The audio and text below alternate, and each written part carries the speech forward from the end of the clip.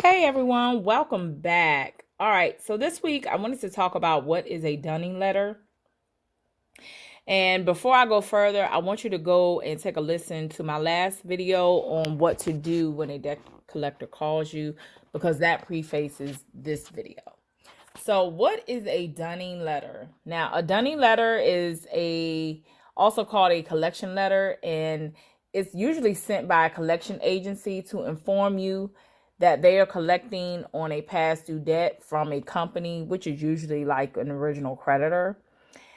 This is the letter that the collection agency should have sent you within the 5 days after a phone call to you asking about the debt. Basically, letting you know that you owe them money. Now, the collection agency, they're either calling directly on behalf of the original creditor, or they have purchased the debt like in a batch of accounts, and they're now collecting for monies owed. A dunning letter is a letter that you do not want to ignore, but we often do, and by then it's too late. So, the components of a dunning letter.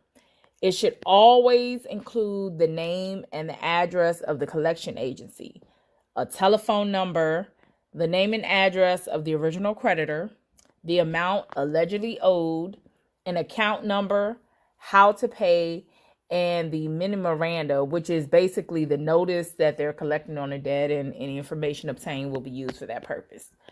The initial dunning letter should also give you notice that you have a right to dispute the validity of the debt within 30 days of receiving the notice. And that's per the Fair Debt Collection Practices Act. Now, when you dispute within the 30 days of the initial notice by sending a debt validation letter, you are disputing on the front end. And so what that means is you're disputing the validity of the debt before they throw the account on your credit report. They must provide you with all important information to prove you owe them money. If they can't prove you owe any money, they must stop all collection efforts. And they can't just throw the account on your credit report without fully investigating the account. This is why it's important to make sure that you send that letter within the 30 days. What usually happens, though, is we ignore these letters, and then they go past the 30-day time frame, and the account gets reported to the credit bureaus. Now we're dealing with back-end disputing because you haven't disputed it within that 30-day time frame. And now you have to not only dispute with the collection agency, but with the credit bureaus as well. So you still have a right to dispute the validity of the debt, even if it gets thrown on your credit report. It just takes a little more maneuvering and finessing with your disputes, and it might take a little bit longer.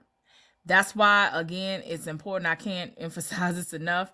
It's important to respond to these dunning letters as soon as you get them, and not just toss them on the table or in some box somewhere. And then, 6 months down the line, you're surprised because the collection account is on your credit report. So again, always respond to those dunning letters as soon as you get them, because it is within your right to do so as well. All right, so I just wanted to hop on here to just go over what a dunning letter is and why you should respond as soon as you get them. Make sure you hit the like button.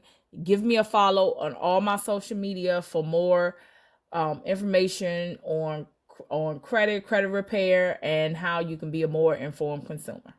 Thank you.